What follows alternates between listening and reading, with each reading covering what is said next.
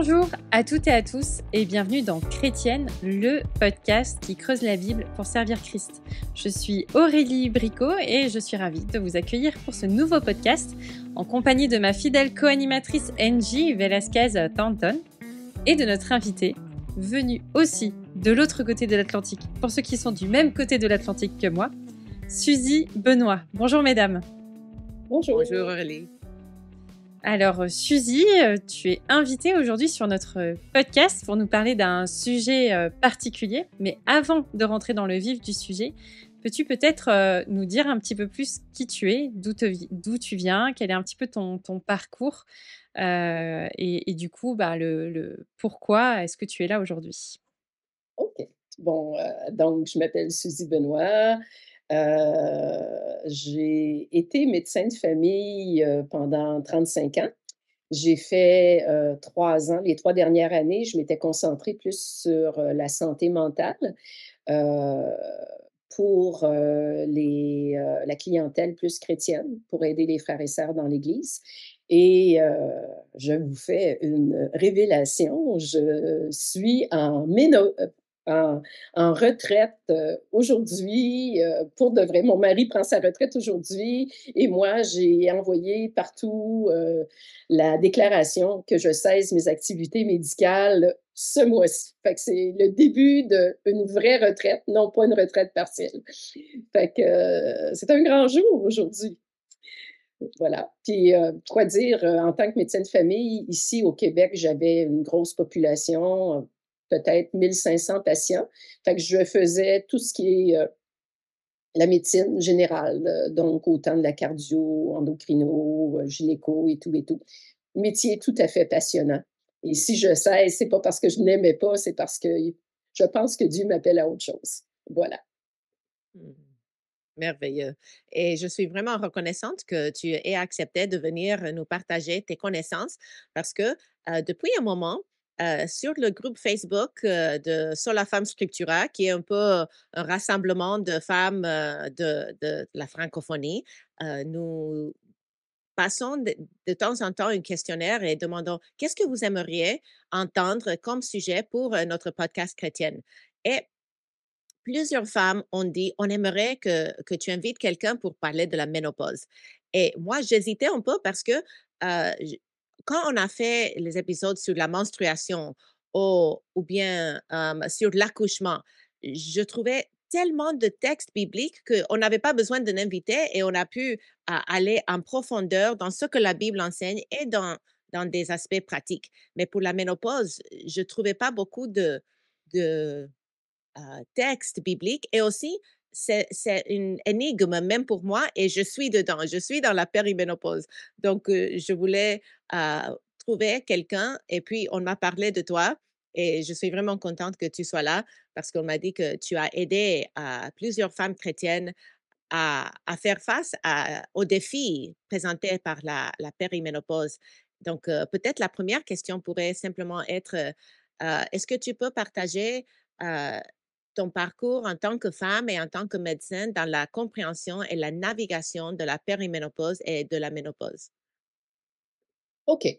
Hem, En fait, ce qui pourrait être intéressant, c'est de se rappeler que Dieu nous a fait à son image, il a fait l'homme et la femme et entre autres, ce qui distingue l'homme et la femme, c'est, du côté physique, la présence d'hormones. Fait que les hommes vont avoir à l'adolescence l'arrivée de la testostérone qui vont amener les caractères secondaires, la barbe, la masse musculaire et tout. Mais chez la femme, en fait, si je peux revenir, c'est que l'homme, une fois l'adolescence et son caractère, il y a peu de fluctuations au niveau de son hormone et son bagage de testostérone. Ça reste relativement le même jusqu'à 60 ans où un homme sur 4 va vivre ce qu'on appelle l'andropause, qui est l'équivalent de la ménopause, avec des changements qui peuvent jouer sur son physique. La femme, c'est complètement différent parce que la femme, c'est sans arrêt des fluctuations. Fait qu'il y a des fluctuations qui apparaissent à partir, de l'adolescence qui va se scinder par l'arrivée des seins, l'arrivée de la pilosité, l'arrivée des menstruations qui fait qu'elle est vraiment reconnue comme une femme avec une capacité de fertilité. Mais quand on regarde, la femme va avoir habituellement un cycle d'environ 28 jours. Fait que dans ce 28 jours-là, à cause de l'ovulation et de l'arrivée de la progestérone, parce qu'il y a 2 hormones importantes pour le cycle de la femme, ben, il y a l'estrogène puis la progestérone. Mais avec l'arrivée de la progestérone, baf! Là, il arrive, plein de symptômes et qui sont responsables des syndromes prémenstruels avec, tout ce que ça peut amener au niveau des émotions, plus d'irritabilité, plus de colère, émotivité, malaise, gonflement, seins qui font mal, puis pouf! Là, on est menstrué, mais ça recommence. C'est toujours en recommençant. Fait que la femme, même avant, durant son adolescence et dans sa vie adulte, Mmh. avant d'arriver à la période de fertilité, où est-ce qu'elle aura peut-être un enfant. Mais là encore, il y a des fluctuations qu'elle vive et qu'elle doit apprendre à vivre avec son corps régulièrement. Après ça arrive la grossesse, là encore, on a un bagage hormonal super important. À l'arrêt, à l'accouchement, on peut avoir, à cause de la chute d'hormones, on peut avoir une dépression postpartum. Fait que les hormones sont toujours là, qui jouent et qui fait que la femme doit s'habituer et doit vivre des changements autant physiques qu'émotifs. Et c'est tout un défi parce que la femme a toujours à faire face à des chamboulements. Mmh. Fait que Et quand on parle de la ménopause, ben, je pense que c'est intéressant de voir que, dans la période, hein, en fait, peut-être que je peux commencer par définir c'est quoi la ménopause, hein? Ça mmh. peut peut-être nous aider.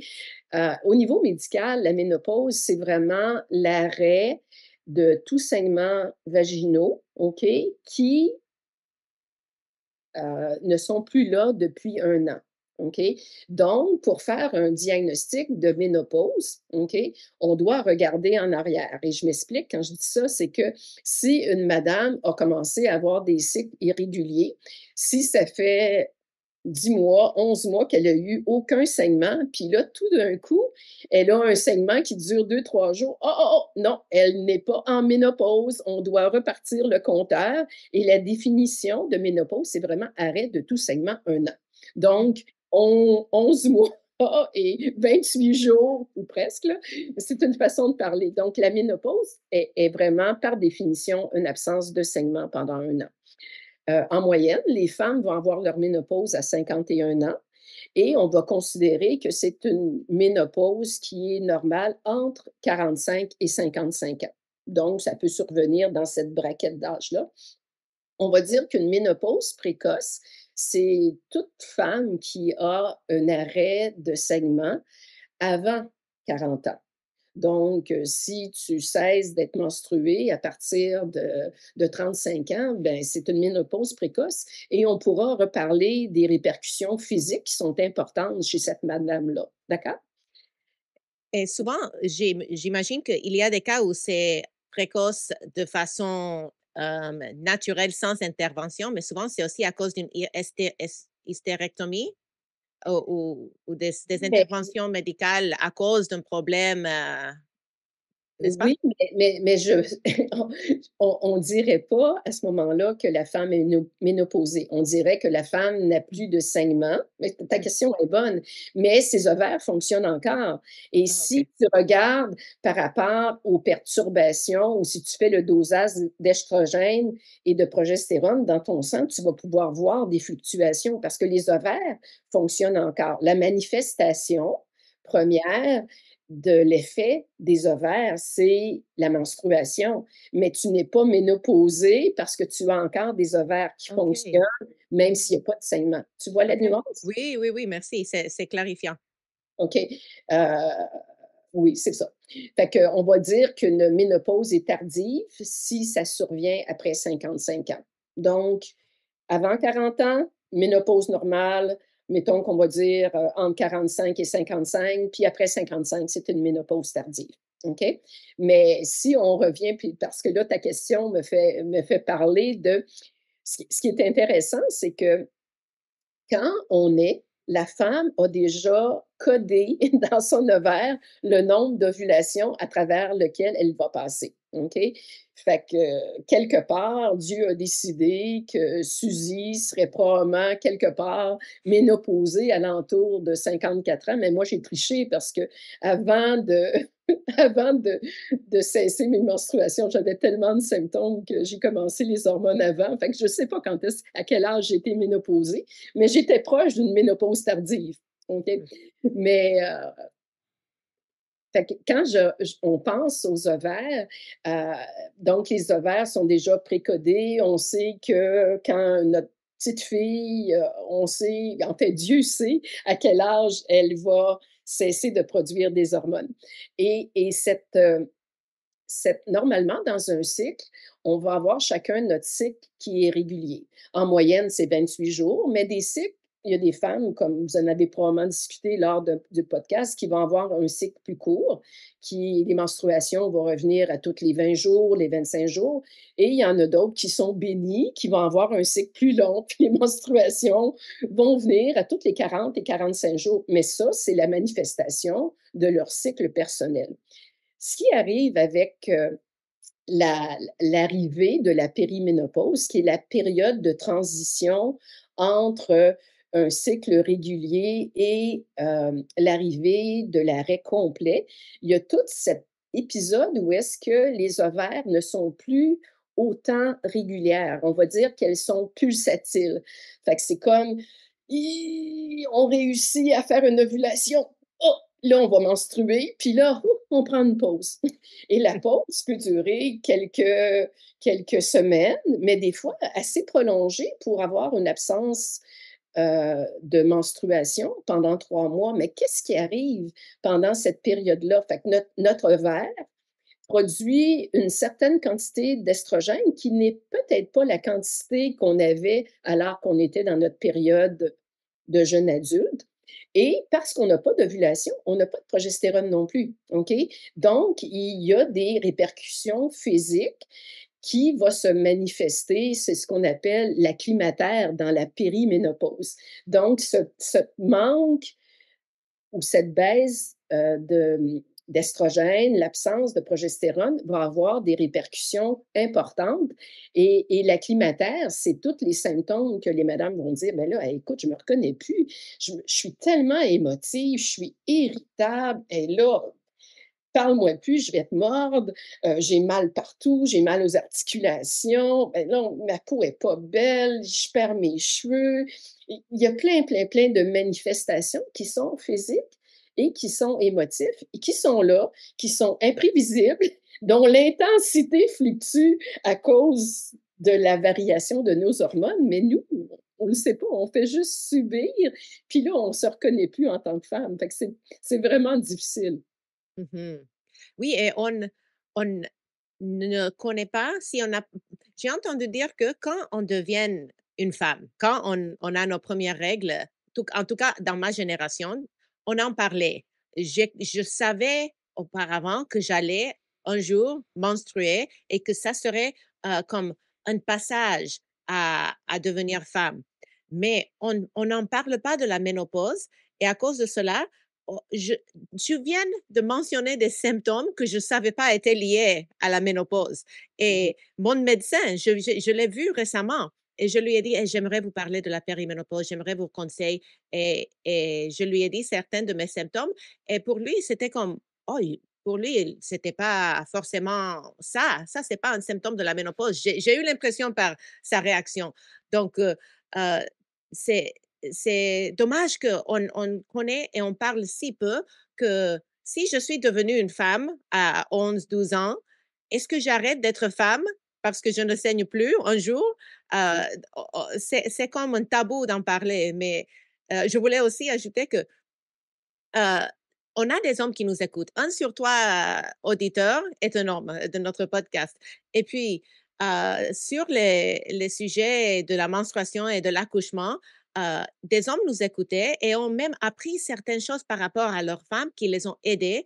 Et j'espère que si vous écoutez toujours, si vous n'avez pas arrêté l'enregistrement, mes frères, continuez parce que ça soit que vous êtes marié et votre femme s'en va vers la ménopause ou est en plein milieu de la périménopause ou que ça soit votre maman ou une sœur, c'est tellement euh, important que vous la connaissiez et vous la compreniez parce que ces hauts et ces bas sont comme une SPM, mais plus intense et peut-être plus longue. Et elle est responsable de ce qu'elle fait avec cette tentation de péché, mais elle n'est pas responsable de ses hauts et ses bas hormonaux, comme on avait dit sur l'épisode de la menstruation. Si un mari ou un homme avec une femme qui est dans cette période de la vie reconnaît que, ah, c'est les hormones qui la font irritable ou qu'elle pleure pour une annonce sur la télévision qu'elle a trouvé tellement touchant. Ah, c'est à cause de cela. J'essaie de la comprendre, j'essaie de l'accompagner et pas de me sentir attaquée à ces moments-là. Donc, en tout cas, je voulais ajouter cette parenthèse parce que j'apprécie les frères qui euh, prennent le temps de comprendre les femmes qui les entourent. Mmh. Mais en fait, si je peux aussi, ce qui est intéressant de savoir, c'est que je suis pas sûre que même au niveau médical, il y a beaucoup de sensibilisation par rapport à l'importance du rôle des hormones. Et tu sais, ce qu'il faut savoir, c'est que les hormones, ils sont partout dans notre corps. Puis tantôt, on va parler un peu plus des effets sur le corps de la femme. Mais il faut savoir que le cerveau passe la barrière hémato-encéphalique et va dans notre cerveau. Et quand on a des baisses hormonales, ben, tu sais, pourquoi les femmes, ils ont un sommeil non récupérateur, ils font de l'insomnie plus facilement? C'est pas juste la vie qui est difficile, c'est Mhm. le manque d'hormones qui peut perturber au niveau cérébral le cycle du sommeil. Les fameuses bouffées de chaleur, ben, on a un centre dans notre cerveau thermorégulateur. Dieu a fait une machine incroyable. Et ce qui est responsable de régulariser la température du corps, mais avec la baisse hormonale dans le cerveau, bien, ce cycle, cet endroit du cerveau ne fonctionne plus. Fait que les femmes, ils ont de la transpiration, ils ont les fameuses bouffées de chaleur que tout le monde connaisse avec le premier symptôme de la ménopause, tu vois. Fait que c'est tellement beau de voir que partout dans notre corps, tu sais, il y a le centre de la gestion des émotions, OK? Et pourquoi qu'il y a tant de difficultés émotives? Mais l'estrogène agit directement pour la sérotonine, qui est le centre de la gestion des émotions de notre cerveau. Fait que c'est vraiment très intéressant. Et quand on fait notre curriculum, notre formation en médecine, ben moi, j'ai jamais eu de cours là-dessus. OK? Donc, est-ce que c'est parce que j'étais femme ou est-ce que parce que j'ai beaucoup de mes patientes qui ont verbalisé des plaintes, puis l'intérêt s'est développé avec le temps. Mais jamais on apprend ça. Puis même dans nos cours des journées complètes sur la gynéco, on en parle un peu plus depuis les dernières années, mais c'est quelque chose qui est pas nécessairement enseigné ou très connu ou valorisé. Je ne sais pas, ou juste c'est peut-être ces trois réponses qui sont les vraies, je ne sais pas là. Donc, fait que est-ce que vous aimeriez qu'on regarde, les effets par rapport, au niveau, physique, par Mhm. rapport aux émotions? Est-ce qu'on pourrait Oui, passer là? Parce qu'en fait, je reprendrais certains, changements physiques qui surviennent sur le corps de la femme et qui peuvent survenir en périménopause, OK? Fait que tantôt, j'ai parlé, si on regarde au niveau de la fonction génitale chez la femme, bon, on a parlé que le changement de baisse d'hormones va faire qu'on perd la régularité au niveau du cycle. Fait que ça peut amener qu'on a, on a un terme médical, ce qui s'appelle spotting, en médecine. Fait que ça veut dire juste un écoulement sanguin au niveau du vagin qui est en dehors de la menstruation normale. Fait que les femmes peuvent se retrouver à spotter comme ça n'importe quand, ce qui fait qu'elle se sent sale parce qu'elle comprend pas. C'est un saignement brunâtre qui est là dans ses sous-vêtements, qui peut survenir entre 2 menstruations, quelques jours, une seule fois. Fait que ça, c'est le changement des menstruations et à l'inverse, parce que l'utérus, l'intérieur de la cavité endométriale, de l'utérus, le l'effet des hormones peut avoir créé ce qu'on appelle des fibromes, qui sont des masses dans la cavité, soit dans la partie musculaire ou dans l'endomètre, qui vont faire que les saignements vont être de beaucoup, beaucoup abondants. Fait que là, juste au niveau des menstruations, on a de perte de cycle, spotting, puis paf, l'hémorragie, puis pour lequel, où est-ce que tu vas te retrouver. Fait que ça, c'est par rapport à l'utérus. Si on regarde au niveau du vagin, qui est la première portion de la partie génitale chez la femme, euh, le changement hormonal va faire que normalement, la muqueuse du vagin est une muqueuse qui est très élastique. Si on regarde au niveau microscopique, on va voir que la couche cellulaire, il va y avoir 4 à 5 couches de cellules, une sur l'autre, qui sont toutes collées ensemble. Et ces couches cellulaires permettent de garder une certaine humidité, une certaine capacité de lubrifier chez la femme. Avec l'arrivée de la périménopause, les hormones font que le niveau cellulaire passe de 5 à 1. OK? Et les pompes cellulaires se fragmentent, ce qui fait que la protection vaginale va diminuer. Qu'est-ce que ça fait comme répercussion? C'est que les femmes vont perdre d'élasticité, vont perdre la protection. Moindrement qui essaient d'avoir une relation sexuelle, ben ça fend. Ça amène des saignements, ça amène de la douleur, ça amène d'un inconfort et naturellement peut-être un peu moins de désir d'avoir de rapprochement comme tel. L'autre chose qu'il faut se dire, c'est que l'urètre, qui est l'entrée enfin là où est-ce que sort l'urine, qui est l'entrée et la jonction vers la vessie, parce qu'elle se retrouve dans un environnement plus sec, va faire que la protection contre les bactéries, OK, va diminuer. Donc, les femmes vont se retrouver à avoir beaucoup plus de chances d'avoir des infections urinaires, ce qu'elles n'avaient pas du tout avant. Fait que ça, c'est encore une conséquence de cette perte cellulaire au niveau du vagin. L'autre chose aussi, c'est que les femmes, à cause du changement hormonal, vont peut-être avoir moins de tonus au niveau vaginal, donc plus de chances d'avoir des incontinences urinaires, ce qui est vraiment inconfortable pour la femme. Fait qu'il y a plein de répercussions qui peuvent arriver à cause de l'effet vaginal, mais tantôt, quand on parle de traitement, ne pleurez pas, il y a des solutions. On peut trouver quelque chose à faire pour contrer cet effet-là qui est biologique là encore. Mhm. Euh, Fait que ça, c'était au niveau vaginal. J'ai parlé au niveau du cerveau, j'ai parlé au niveau du vagin. L'autre chose qui serait intéressant de parler, c'est la répercussion sur les os. OK? Chez la femme, ce qui est particulier, c'est que les estrogènes vont avoir un effet direct sur les os, sur les trabécules. Donc, ça aide à fixer le calcium sur les os. Et chez la femme particulièrement, la croissance, la densité osseuse va partir, va augmenter toujours jusqu'à l'âge de 40 ans. À 40 ans, puis ça, j'ai pas trouvé si c'était à cause hormonale, mais il y a vraiment un plateau. Fait que les femmes peuvent construire la solidité des os jusqu'à l'âge de 40 ans. À partir de 40 ans, selon ses habitudes de vie, il peut avoir un plateau jusqu'à peu près 50 ans, qui coïncide avec l'arrivée de la ménopause. Et si la femme ne fait rien, là, il y a une perte drastique avec vraiment une pente descendante de la densité osseuse. OK?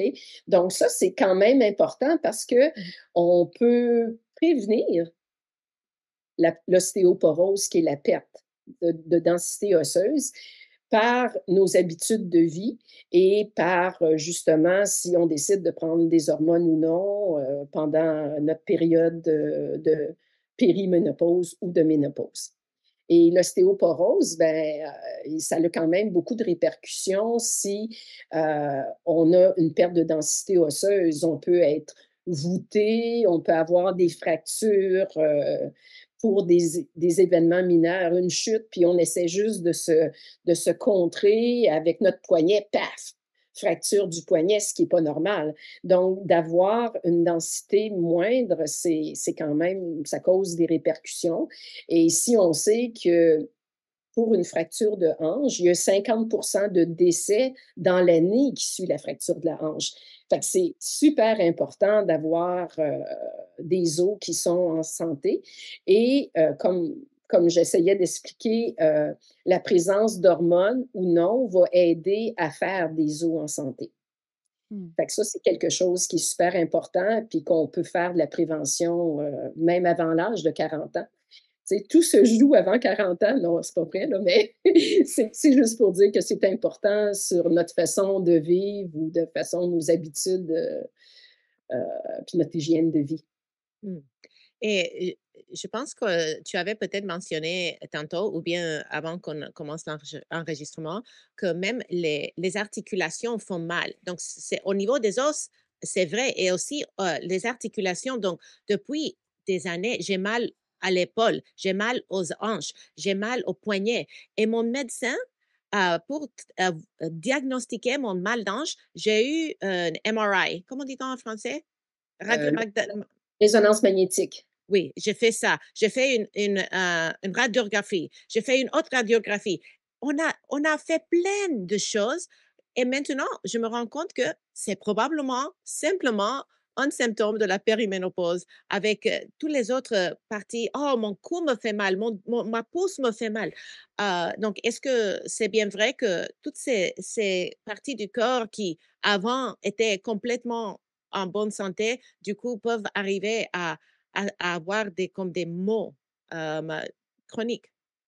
Ben, en fait, c'est peut-être pour ça que la périménopause ou la ménopause et les symptômes ne sont pas, aussi populaires. Puis je m'explique parce que, tu sais, en médecine, on est toutes des gens qui sont, perfectionnistes, on aime prouver, nos hypothèses et tout. Mais là, c'est comme un peu le néant dans le sens que, certaines études sur, le pouvoir des hormones vont montrer que la baisse hormonale peut amener une inflammation au niveau articulaire, mais on ne peut pas le prouver, hein. Il y a une corrélation qui est là, OK? Donc, d'avoir, mal partout, c'est-tu parce que tu as mal dormi? C'est-tu parce que ton taux de sucre est pas correct? Est-ce que c'est à cause de ta de tes hormones thyroïdiennes? Tu sais, c'est tellement vaste. Mmh. Puis ce qui va peut-être, dire que c'est important de faire une équipe avec le médecin puis la patiente parce que on doit faire quasiment une charte puis faire un changement à la fois pour être capable. Parce que peut-être on pourrait te donner, la pilule contraceptive qui est facile à prendre, mettons parce qu'avant 40 et 50 ans, on n'hésite pas à donner la pilule qui nous donne un certain niveau hormonal qui est plus important que ce que les ovaires, hem produisent. Mais si au bout de 3 4 mois, alors que tu as un taux, stable d'estrogène et de progestérone, tes douleurs articulaires sont encore là, ben là, on va être obligé de dire, ben, c'était une hypothèse qui s'est pas révélée être la bonne, donc on en cherche un autre et souvent, ben, en fait, c'est ce que je pense que ce qui faisait que je trouvais que la médecine était si agréable, c'est qu'on est tous des détectives, hein. On est un peu Sherlock Holmes et on va être meilleur si on fait une équipe avec notre patiente. On doit faire un suivi, on doit écrire nos hypothèses, on doit vérifier. Fait que c'est un travail qui est à court terme et à long terme. Et honnêtement, est-ce que c'est tout le monde qui a le goût de faire ça? Y compris chez la Mmh. patiente qui doit s'investir puis regarder ses symptômes, puis les médecins, alors qu'on manque d'effectifs, puis qu'il y a tellement de besoins, est-ce qu'on va prioriser cette recherche du bien-être de ma patiente versus je veux prévenir l'infarctus, je veux jouer sur son cholestérol. Tu sais, il y a des actes qui Mhm. sont peut-être plus valorisants ou plus rapidement gratifiants. Mhm. Puis, ben, tu sais, les médecins, on est humains, puis on a chacun nos priorités, puis on fait que c'est Mhm. ça. C'est juste pour expliquer que peut-être c'est peut-être une des raisons pourquoi, de sauter dans des symptômes qui sont un peu flous, pas nécessairement efficaces, tu sais, je veux dire, heu tu sais, tu as mal à tel endroit, je te donne du Tylenol, puis tout de suite, en dedans de 1 heure, tu es soulagé. C'est bon pour toi et moi, je suis gratifiée, je suis un bon médecin. Fait que Mhm. je ne sais Oui. pas si vous comprenez. Fait qu'il y a un Mhm. enjeu qui est là, Oui. qui est probablement de sources multiples. Mmh. Mhm. Quoi faire si notre médecin ne sait pas comment nous conseiller dans cette phase de la vie et quoi faire si on n'en a pas? On parlait avant dans l'enregistrement de cette pénurie de médecins. Euh, que dirais-tu pour ces deux questions connexes? Ben, en fait, je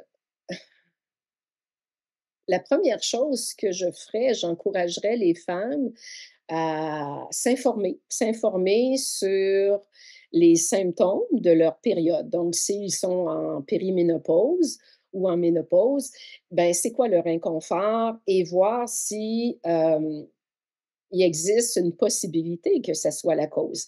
Et il existe quand même des dans la littérature, des des des livres sur les hormones qui pourraient aider les femmes et peut-être en jaser aussi avec leurs connaissances. Fait que, tu sais, souvent les femmes ont peur de parler de leurs symptômes, c'est un peu tabou. Fait que d'être le plus renseignées sur leurs symptômes va aider quand elles vont consulter le médecin. Puis là, tantôt, je disais l'importance d'avoir un médecin avec qui tu fais une équipe. Mais si tu dois aller à l'urgence ou au sans rendez-vous, le médecin a 5 à 10 minutes pour t'écouter, pour prescrire, puis Mm, passer à l'autre patient. Donc, mm, plus tu arrives informé et que tu convaincs le médecin que tu n'as pas peur des hormones, que pour toi, ça semble être la solution, que tu aimerais l'essayer pour un 3 à 6 mois, ça va faciliter les choses parce que, il y a quand même il faut que ça soit une, décision éclairée parce que, comme tantôt on va voir, il y a des avantages, puis il y a des désavantages. Il y a quand même des risques à prendre les hormones et on doit le savoir. Puis en tant que médecin, on est responsable des actes et de ce qu'on prescrit. Donc plus la femme est informée et plus ça va faciliter comme tel. mm. Puis là, il y avait une deuxième question, c'était de savoir, heu, quoi faire si notre médecin est pas, et pas emblée ou veut pas nous traiter, ou nous prescrire des hormones. Ici, au Québec, je ne sais pas en France, là, je m'excuse, ma question va cibler, plus le Québec. Ici, quand tu as pas de médecin, on peut appeler à ce qu'on appelle le guichet, d'accès aux prioritaires. Fait que si tu appelles, le GAP, il y a une réceptionniste qui va être là, qui va prendre ta plainte. Donc, la plainte est bonjour, j'en peux plus, j'ai des symptômes, je pense que j'ai une périménopause et j'ai besoin d'hormones. Fait que cette personne-là va remplir un questionnaire avec toi et va l'envoyer dans ton centre médical régional. Ici, on appelle ça le CR3S. Fait que chaque région du Québec est en secteur. Et dans le secteur, comme moi, je suis ici dans le secteur de la Montérégie, ma demande, un coup rempli, irait au CR3S. Et dans cette région-là, il y a quelqu'un qui regarde et qui dit, oh, Suzy Benoît est très souffrante, ça me semble prioritaire. Et là, la demande serait envoyée dans les cliniques de la région et on déciderait de me prioriser. Mais c'est sûr que s'il y a un cancer qui est en phase terminale, va passer avant la Mmh. femme qui a des symptômes. Fait que puis là, après ça, j'ai cherché à savoir avec, j'ai même appelé moi-même, au GAP pour dire: «Ben oui, mais une fois que le questionnaire et que c'est envoyé, dans ma sous-région, c'est quoi le temps d'attente?» Puis Mmh. là, elle me disait: «Ah, je peux pas vous répondre».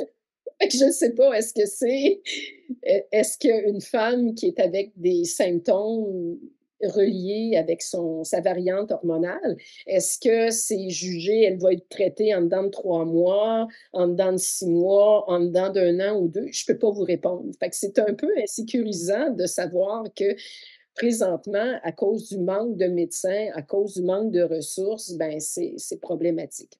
Mmh. L'autre chose qu'on pourrait peut-être faire aussi, c'est que la madame qui, mettons qu'elle arrive à l'urgence ou sans rendez-vous, puis qu'elle dit: «Écoute, je voudrais prendre des hormones». Si, le médecin est non réceptif, elle pourrait peut-être lui demander à ce moment-là qu'il la réfère à un gynécologue, OK, de sa région et là encore, la demande de consultation va être considérée non prioritaire et quand c'est considéré non prioritaire, c'est en dedans autour de 5 à 6 mois. Fait qu'elle devrait, selon la procédure au Québec, heu, avoir la chance, si elle est référée, OK, de voir un gynécologue qui, nous l'espérons, va l'écouter par rapport à ses symptômes, mais en dedans de 5 à 6 mois. Fait que tu vois, je ne sais pas si ça répond à ton questionnement, quoi faire? S'informer sur nos symptômes, heu, aller à l'urgence ou appeler, au GAP, qui est le guichet d'accès, prioritaire. Fait que Mhm. c'est à peu près ça Merci. pour le Québec. Puis je m'excuse pour la France, c'est je ne sais pas comment vous aider. Alors moi, ce que tu viens de partager m'amène 2 questions. La première, c'est où est-ce qu'on peut trouver des informations qui sont fiables? Tu dis l'idée, c'est de se renseigner et de s'informer, sur ce qu'on peut vivre et ressentir, dans cette période-là. Mais, en tout cas, nous, de ce côté-là de l'Atlantique, les informations, peuvent être plus ou moins fiables selon le site sur lequel on est. Donc si tu as des ressources fiables, que tu pourrais nous partager, on serait très preneuse et on pourrait les mettre, dans le lien de la vidéo pour pouvoir, donner des conseils concrets à ceux et celles qui nous écoutent. Et la deuxième question, c'est comment est-ce que tu pourrais concilier la question de la foi avec la prise d'hormones, ou comment est-ce qu'on peut articuler justement, la question de notre, dépendance à Christ en même temps que, mais ça va peut-être un peu plus loin et ça va peut-être, rallonger un petit peu la durée du podcast. Parce que je pense qu'il y a enfin, en tout cas, bon, moi, du haut de mes 37 ans, je suis pas encore dedans. Mais je me projette et je me dis, voilà, je pense que ça m'amènerait des questions de me dire, attends, est-ce que je prends des hormones? Pourquoi est-ce que je prends des hormones? Est-ce que c'est bon que je prenne ça? Est-ce que j'en ai vraiment besoin pour traverser cette période? Est-ce que Dieu est pour, contre? Je sais pas. Enfin, voilà. Est-ce que tu arriverais à donner quelques conseils, justement, peut-être pour aider à concilier un peu ça?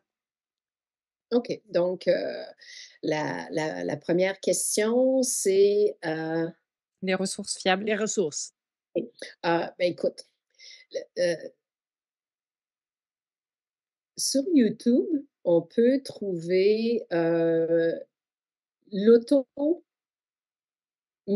OK? Je sais, Angie, que toi, tu l'as regardé. Je ne sais pas, Aurélie, si tu l'as regardé, mais c'est quand même rafraîchissant. Puis c'est un artiste, du Québec qui commence ses trois vidéos en disant qu'elle a gagné la loto quand elle est rentrée dans sa périménopause. Et c'est vulgarisé, mais ça explique vraiment très bien les symptômes possibles qui surviennent à la ménopause. Fait que ça, c'est quelque chose que j'encouragerais toutes les femmes à regarder parce que ça explique bien les enjeux, que ça soit physiques, émotifs, qui peuvent survenir avec l'arrivée de la fluctuation hormonale. Mmh. Heu, par ailleurs, pour, dire quelles sources, qui sont, importantes, je sais qu'il y a le docteur Demers qui a écrit un livre sur, les hormones biodisponibles et c'est ça, j'oublie l'autre terme. Identique. Identique, c'est ça. Fait que ça, je sais pas combien de livres qu'elle a écrit, mais c'est un médecin qui s'occupe vraiment de la santé des femmes et qui a produit, des choses. Elle est vraiment très fiable, par rapport à son explication. J'avoue que personnellement, je l'ai pas lu parce que j'en éprouvais pas nécessairement le besoin. J'aurais peut-être dû, là, mais je pense que c'est les écrits du docteur Demers est certainement, fiable et facile d'accès. Je ne sais pas, Angie, si tu as déjà lu ses livres ou, Non. non? OK. Fait que, en tout cas, je m'engage pas à aller le lire pour répondre à la fiabilité, mais d'emblée, j'aurais confiance. OK? Puis la deuxième question, à savoir, comment je me sens en tant que femme chrétienne par rapport aux hormones. Écoute, spontanément, je dirais que, tu sais, ça l'a changé depuis, le dernier siècle. Avant, l'espérance de vie des femmes c'était quasiment Mmh. l'arrivée de la ménopause. Fait que, à part Sarah qui a vécu jusqu'à 85 ou 90 ans, là, l'âge moyen de longévité des femmes est à peu près alentour de 50 quelques années. Fait qu'elle avait pas beaucoup d'années à vivre avec, cet état, non hormonal. Alors que présentement, ben, l'espérance de vie des femmes je pense, est rendue en moyenne à 85 ou 86 ans. Donc, si tu as été ménopausée à 45 ans, mais tu vas avoir quasiment le double de la moitié de ta vie, en fait, que tu vas être sans hormones. Donc, comme tantôt on a dit, d'avoir des changements, hormonaux va faire que tu vas avoir la moitié de ta vie où Mmh. est-ce que ton humeur va être effrayant, que tes os, tu peux avoir de la fracture, que tu vas avoir une vie sexuelle complètement bousillée, parce que tu vas avoir des saignements, des douleurs lors des relations. Fait qu'il y a beaucoup de répercussions et on a un Dieu qui est bon. Et je ne pense pas que Dieu est contre. C'est lui qui permet les recherches médicales, c'est lui qui permet qu'on puisse reproduire des hormones comme nos ovaires faisaient. Et les hormones bioidentiques, c'est comme ça, hein. C'est des hormones qui sont d'une source végétale qui ressemblent en tout point aux hormones que nos ovaires produisaient. Fait que pour moi, ça me semble tout à fait normal de prendre soin de notre corps, de diminuer euh, les inconvénients parce que Dieu permet qu'on vive plus longtemps. Fait que mais là, ça, c'est mes convictions personnelles que je ne veux pas imposer à toutes les femmes, mais pour moi, je me sens tout à fait en faveur de reproduire. C'est au même titre. Est-ce que je peux prendre la pilule pour la Mmh. contraception? Est-ce que Dieu est d'accord? Fait qu'on peut Mmh. développer chacun nos convictions personnelles par rapport à ça. Mmh. OK. Est-ce que ça répond, Hem, Aurélie? oui, carrément, carrément. Du coup, je rebondis sur une autre question. Hem, Puisqu'apparemment vous êtes, en avance, dans la vie, devant moi. Est-ce que vous avez des questions, des conseils plutôt, des stratégies pour, se préparer à ce moment-là? Entre ma mère et ma tante, j'ai parfois une vision assez effrayante de de ce qui se passe à ce moment-là. Donc, je ne sais pas s'il y a, quelque chose de pertinent qui peut encourager peut-être les moins de 40 ans, qui nous écoutent, pour, non seulement passer ce cap, des 40 ans ou, affronter, justement la perte de notre féminité.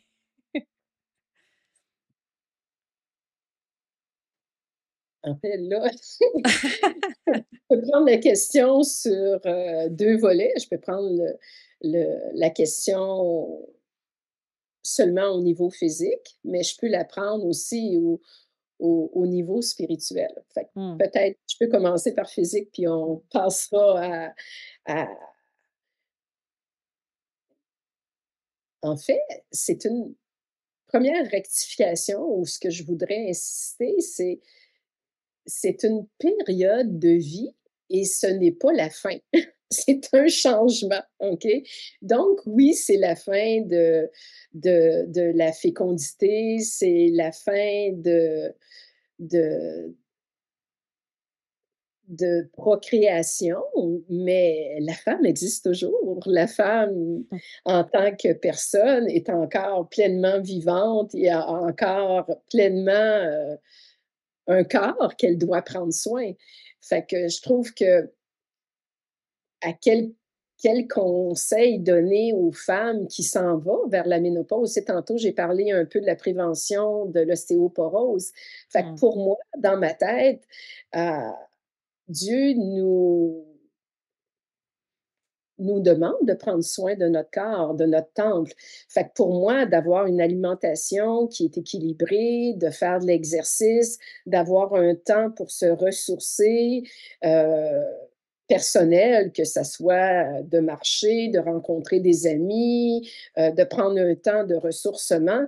Pour moi, c'est quelque chose qui est l'équilibre de la vie.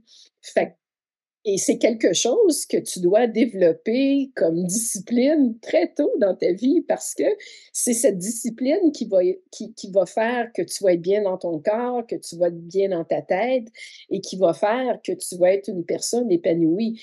Fait que moi, c'est d'encourager les femmes que même, c'est, tu sais, dans la période, entre 25 et 35 ans, j'ai toujours dit que c'était la période la plus difficile chez la femme parce que on a plusieurs chapeaux, hein.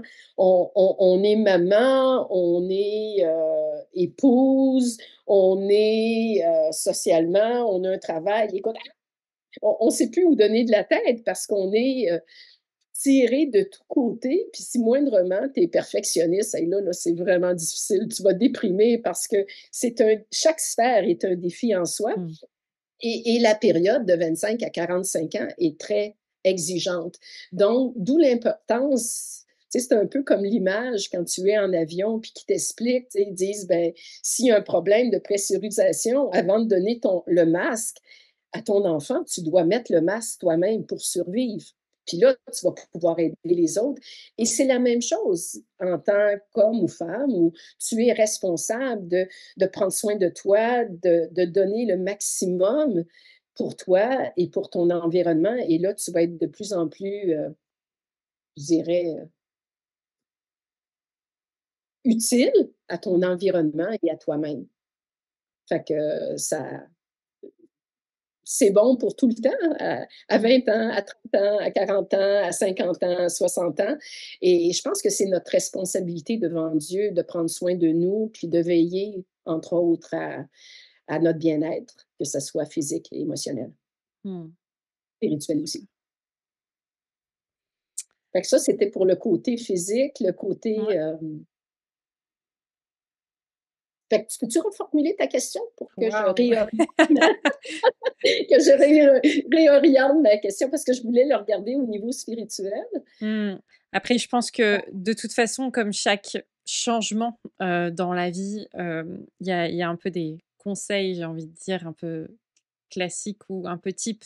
Mais, de la même manière où en fait on se prépare difficilement à devenir mère, je sais pas si, hem, spirituellement, il y a beaucoup de choses qui peuvent se faire, pour se préparer à des changements qu'on ne connaît pas.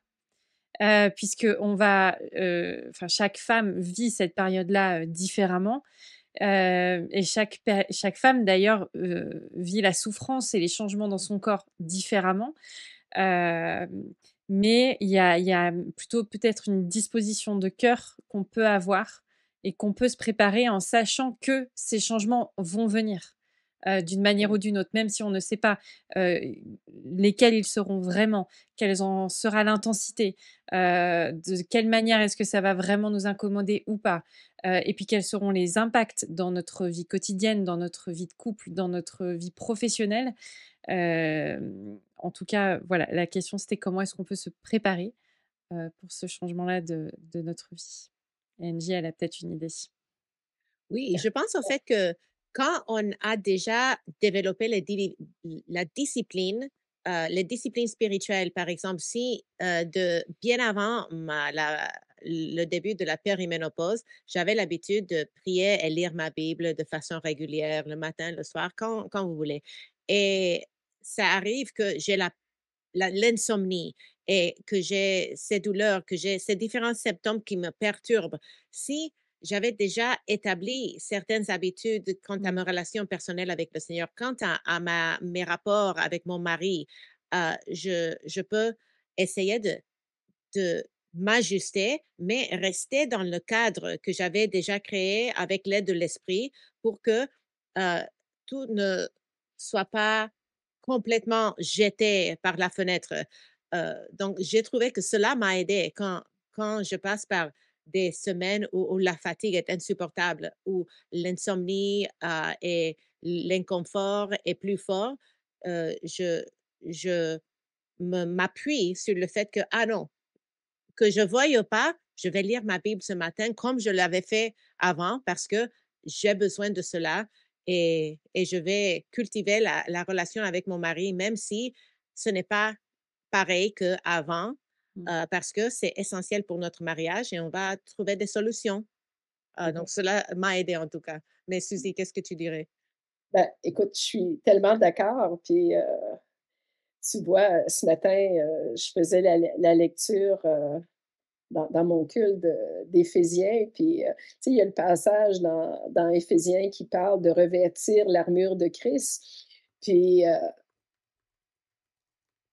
c'est tellement beau de voir comment Dieu installe par son esprit sa vérité, puis nous aide à chasser les mensonges. Fait que, tu sais, spontanément, quand on a plein de symptômes, puis on n'est pas bien dans notre corps, on pourrait être fâché contre Dieu, mais Dieu est bon. Dieu t'aime, Dieu t'a fait dans un corps fantastique. Oui, c'est une période de transition qui est difficile, mais tu peux chercher la consolation à travers Dieu, à travers sa parole. Puis, tu sais, ça, c'est des rochers puis des ancrages. Fait que je suis tellement d'accord avec toi que dans toutes les épreuves, même si c'est physiquement, Dieu a un mot d'encouragement pour toi, ça, c'est clair. Puis l'autre chose que spontanément, quand je t'écoutais parler, c'est de se dire, ben, tu sais, souvent, en Nord-Amérique, on associe, l'arrivée de la ménopause comme la vieillesse, donc c'est très péjoratif. Tu sais, la femme, elle a plus de statut, elle arrête de travailler, elle sait plus ce qu'elle vaut.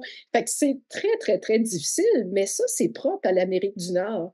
Parce que si on regarde dans d'autres ethnies comme les Autochtones ou certains peuples, de l'Afrique, c'est le contraire. La femme est quasiment vénérée quand elle arrive à la ménopause, c'est un gage de sagesse, on va se tourner vers elle, elle a la part d'enseignement dans sa famille. Écoute, ça, c'est vraiment propre à certaines régions du pays et je pense que Dieu, dans sa parole, il y a certains passages qui, en fait, tu sais, quand je me préparais, il y a dans Timothée 5, il y a la portion 2, 7 et 10, titre 2, 3, puis 1 Pierre, où est-ce qu'on va parler de ce qu'on encourage, ce que Paul encourage à la femme de développer dans son âge qui avance. Et il n'est pas en train de dire, ben, va-t'en, pleure ta vie parce que tu es plus bonne. Au contraire, c'est pas ça qu'il dit dans ces passages-là, là. Avant d'aller plus loin dans cette conversation, parce que Suzy a énormément de bons conseils à nous partager et beaucoup de sagesse à nous transmettre, on vous propose de faire une coupure et de se retrouver la semaine prochaine pour la suite de notre discussion sur le sujet. Alors, ne vous inquiétez pas, tout ce qui a été donné comme ressources vous sera communiqué dans le descriptif de cette vidéo. En attendant, n'hésitez pas à partager ce podcast si vous pensez que ça peut encourager des femmes de votre église et peut-être même permettre une discussion sur ce sujet pour pouvoir vous encourager les uns les autres, quelle que soit la période dans laquelle vous vivez. Et on se retrouve la semaine prochaine pour suite et fin de notre conversation sur la ménopause. Merci de votre écoute. À bientôt.